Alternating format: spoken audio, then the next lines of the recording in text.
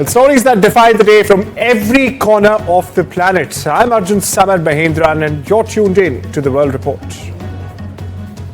EU ambassadors have held an emergency meeting in Brussels, viewers. Now the European Commission is set to issue an official update later during the day.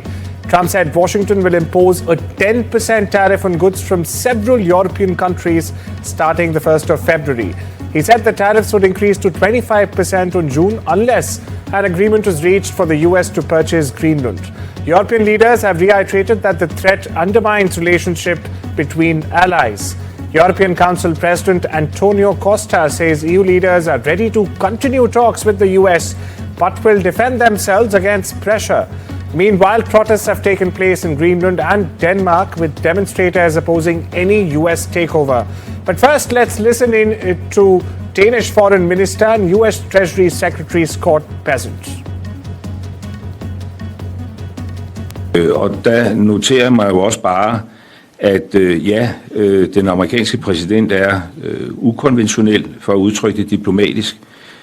Men Amerika er også andet og mere end den amerikanske præsident. Jeg har lige været der. Der er også checks and balances i det amerikanske samfund.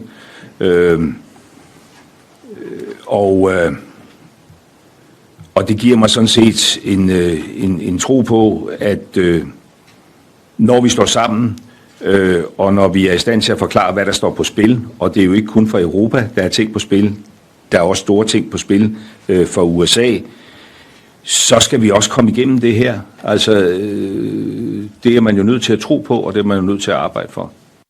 We are not going to outsource our national security. We are not going to outsource our hemispheric security to other countries.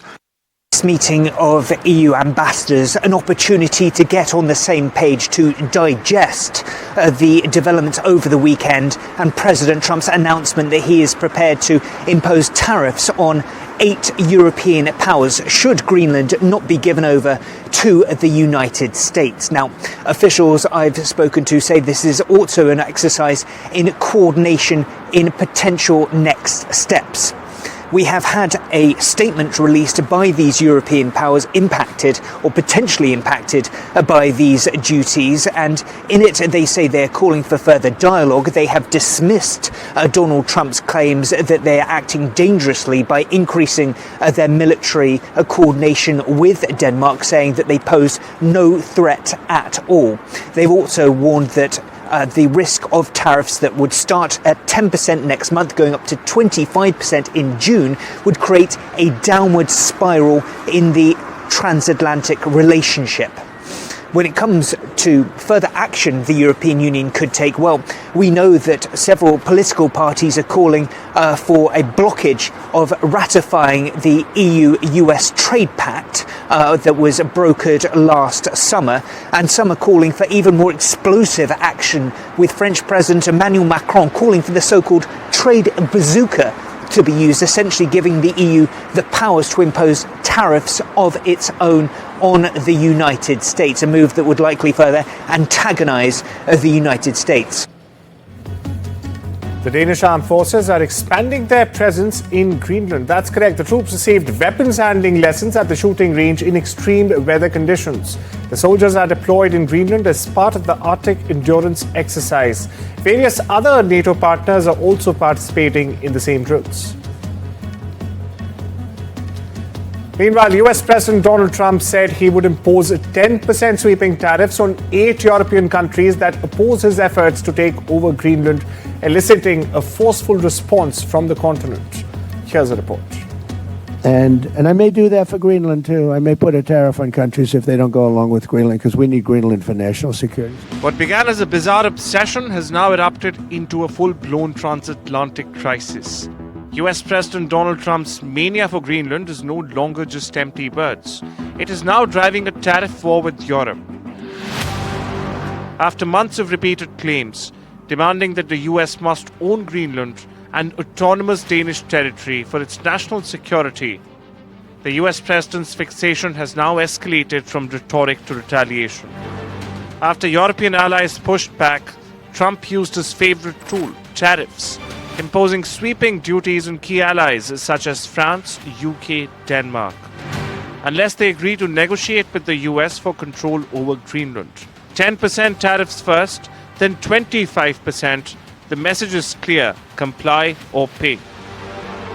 The response was loud and clear: Europe will not be blackmailed, with leaders of key NATO allies, Denmark, France, UK, warning that Trump's plan risks a dangerous downward spiral.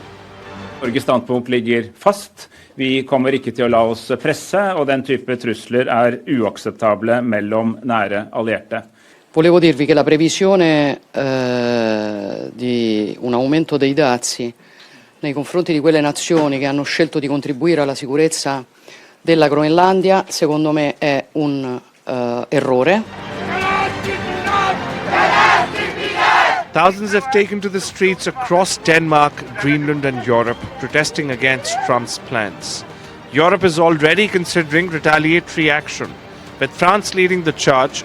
French President Emmanuel Macron is pushing for EU's trade bazooka, or the anti-coercion instrument, a tool that would allow Europe to impose sweeping tariffs on the US, restrict American investment and retaliate across multiple sectors. Greenland has become the trigger, but the stakes are far bigger. With threats and coercion replacing diplomacy, the big question is, will NATO alliance survive Trump's mayhem, and at what cost? With Disha Bagchi, NDTV Bureau Report. We now take you to Europe, where global tensions and diplomacy are all set to collide in the Swiss Alps. This as US President Donald Trump will be at the World Economic Forum in Davos, leading the largest ever American delegation. What's more, a historic church has in fact been converted into the US House to host Team Trump. NDTV's top editors, meanwhile, are also in Davos to cover this big global event. Here is NDTV Profit's managing editor Tamanna Imandar's report. A spirit of dialogue, that's the theme for this year's edition of the World Economic Forum in Davos, Switzerland. And the man leading the spirit of dialogue will be the US President Donald Trump. Trump is leading the US delegation, its size unprecedented for this global forum. With cabinet secretaries, senior officials and key advisors in tow, Washington's presence is being felt across the snowy streets of Davos.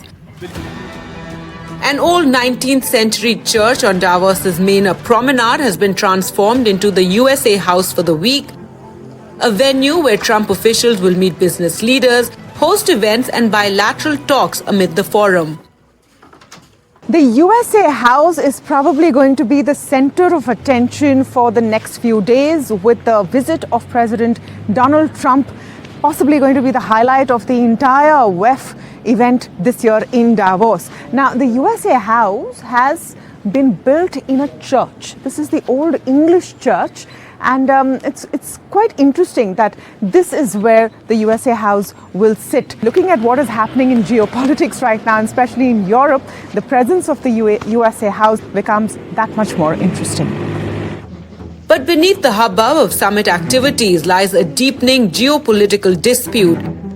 On the eve of the forum, the US president ignited controversy with a bold trade move, threatening tariffs on several European allies over their refusal to agree to US demands on Greenland. In a social media statement, Trump announced that beginning February 1st, a 10% tariff will be applied to imports from 8 European nations, including Denmark, France, Germany and UK, and others, unless a deal is reached for what he calls the complete purchase of Greenland. The tariffs could rise to 25% by June if talks stall. The response in Europe was swift. Leaders have condemned the tariff threat as an economic coercion, warning that it could undermine transatlantic partnership and NATO unity. Across Copenhagen and beyond, hands-off Greenland protests have drawn thousands, calling for the island's independence and opposing US pressure. As leaders gather in Davos under the banner of dialogue and cooperation, these tariff threats and territorial tensions cast a long shadow over global trade talks and security discussions. More than ever, all eyes are on Davos to see whether diplomacy can bridge these divides. With Tamanna Inamdar in Davos, NDTV Bureau Report. We now take you to the Middle East, where a diplomatic invite could very well place India at the very heart of Gaza's next chapter. That's correct. US President Donald Trump has formally invited India to join his newly announced Board of Peace for Gaza. Now, it's a powerful body meant to oversee the territory's transition after war. The invitation is real, but New Delhi's answer, well, it's still pending. Meanwhile, here's a report.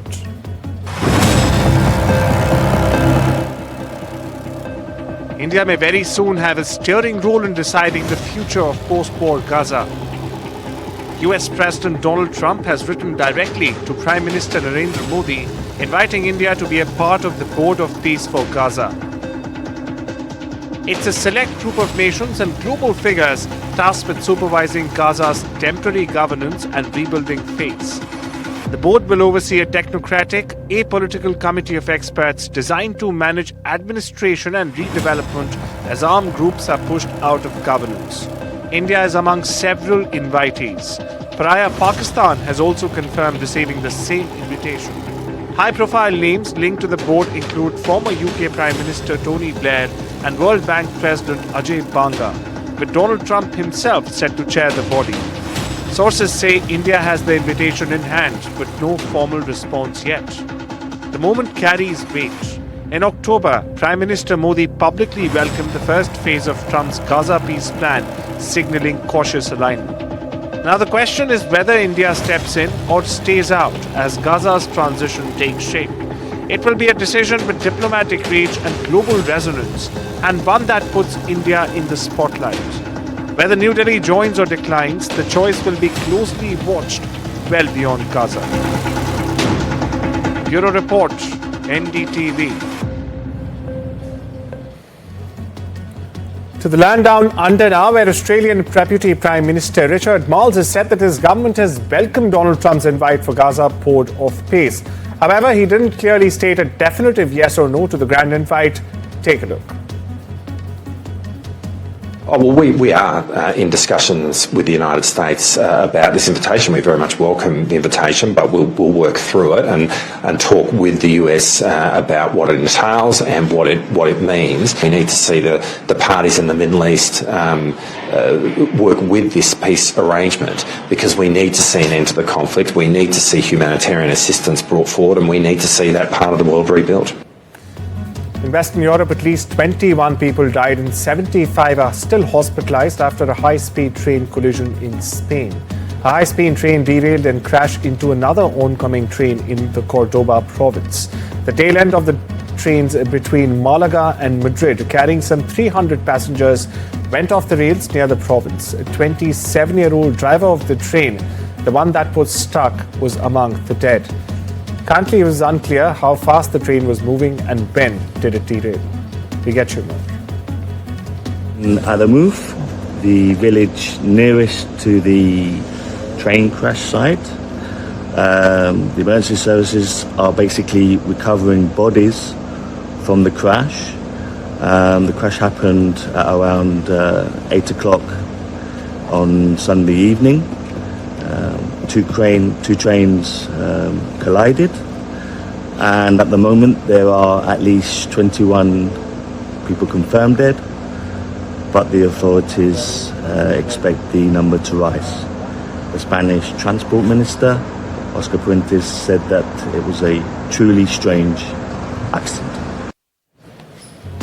Shifting our focus to Southeast Asia, where nearly thousands of Iranians living in Japan took to the streets of Tokyo on Sunday to protest against Iran's crackdown on protesters.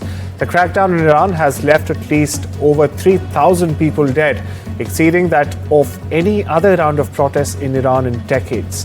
Meanwhile, listen in to some of the protesters protesting in Japan. Past like 6 or 7, 8 p.m. the people would start protesting and they would start mass shooting people. I remember I had to run away from the street within like the other alleys, and I went to my partner's home to seek shelter, and then the shooting sounds would continue until midnight, and it was non-stop. came out to say enough is enough. We want a real change. And that's why we all gathered here today. Hopefully the world can hear us, and we will continue to raise our voice and be the voice of those who are trapped and silenced within Iran. The UN High Commissioner for Human Rights, Volker Turk, asked warring factions and their funders to find an immediate end to the hostilities in Sudan. Turk demanded an end to Sudanese armed forces attacks on markets, health facilities and schools. Although Turk did not mention UAE as the major player in the Sudan conflict, he asserted that all with business interests behind the war must cease and desist. Listen in.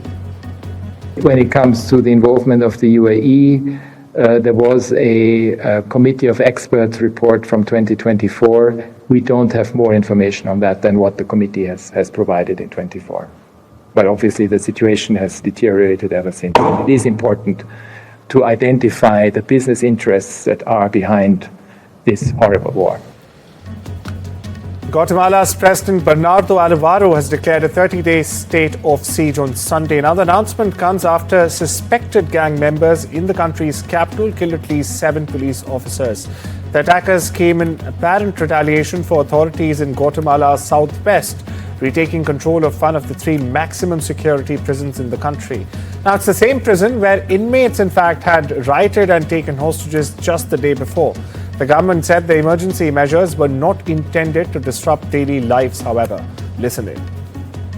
Por eso he decidido decretar estado de sitio en todo el territorio nacional por 30 días a partir de hoy. Este tiene como objetivo garantizar la protección y la seguridad de los ciudadanos, al mismo tiempo que permite utilizar toda la fuerza del Estado. Hoy, en un operativo combinado entre el Ministerio de Gobernación y el Ministerio de la Defensa, se ha logrado restablecer el control total del Estado sobre las 3 cárceles en donde se habían amotinado los criminales miembros de estos grupos. The death toll from a fire at a shopping mall in Pakistan's Karachi has risen to 11 just a day after flames tore through the complex in the historic downtown district. The raging flames reduced parts of the building to rubble. Karachi Mayor, meanwhile, has said that more than 60 people are missing. Meanwhile, according to firefighters, lack of ventilation slowed rescue efforts. We get you. अचानक हम लोगों ने बंद करने के time में हमने customer को बोला फ्लो ख़त्म करो। कस्टमर फ्लो ख़त्म करा, फिर 5 नंबर गेट है ग्राउंड फ्लोर का, वहाँ से आग देखी कस्टमर लड़के ने, वहाँ पे भी हम लोग ने मारे बॉल्स वगैरह मारे, फिर भी कुछ नहीं हुआ। 10:10 से लगी हुई थी आग, अचानक फिर भड़क उठी। Over to Latin America, where wildfires raging across central and southern Chile on Sunday left at least 15 people dead. The flames scorched thousands of acres of forest and destroyed scores of homes together. Chilean president has declared a state of catastrophe in central Biobío and New Bay areas. The regions are around 500 kilometers south of capital Santiago.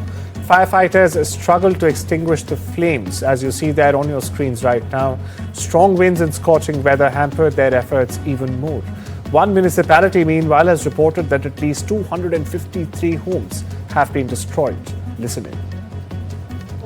Esto lo vivimos mal, pésimo. Empezó el juego en este momento de aquí, saltó para este lado, se quemó esa camioneta. Estamos encerrados aquí en este momento con el fuego anoche. Lo pasamos mal, todo mal. Toda la gente mal, absolutamente mal. Fue algo que vino en un momento y pasó. Over in Russia, an industrial crane collapsed at a mechanical plant in the city of Bugulma in Russia's Republic of Tatarstan. The crane operator, a 63-year-old woman, was thrown from the control cabin and was injured. The crane broke in the middle and fell to the ground while operating inside the facility. Take a look at this footage.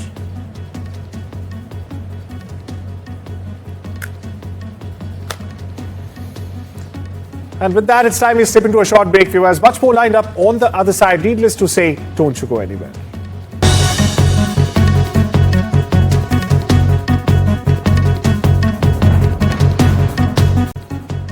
Welcome back. You're watching the Monday edition of the World Report. On to updates from the world of business and technology, where South Korea is in fact seeking favorable terms from the US tariffs on imports of memory chips. That's correct. Now, the country last year released a joint fact sheet on its trade deal with Trump's US. It included terms ensuring South Korea will not receive unfavorable treatment from Washington's tariffs on imported chips compared to key competitors in the market.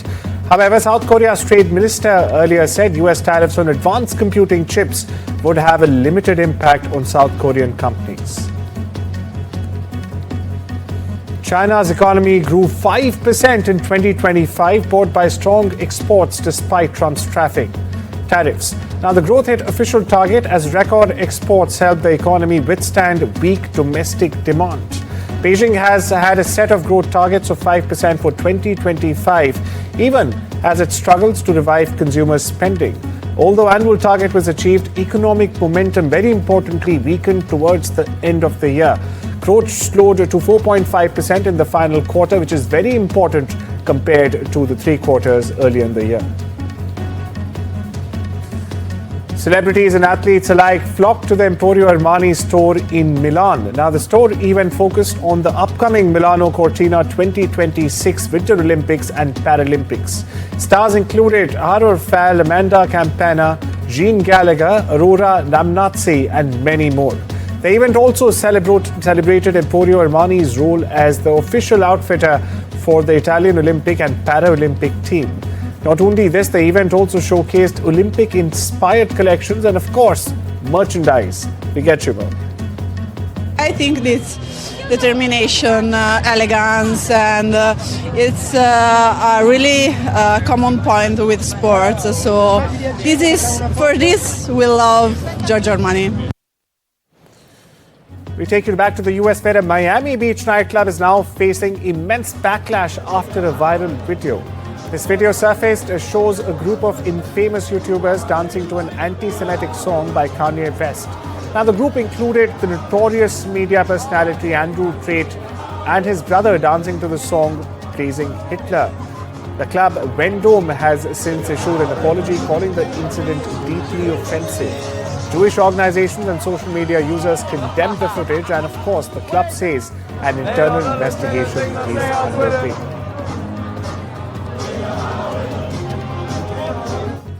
Well, that's all the updates we have for you on the World Report this Monday. I'll see you tomorrow. Till then, take care and have a wonderful day.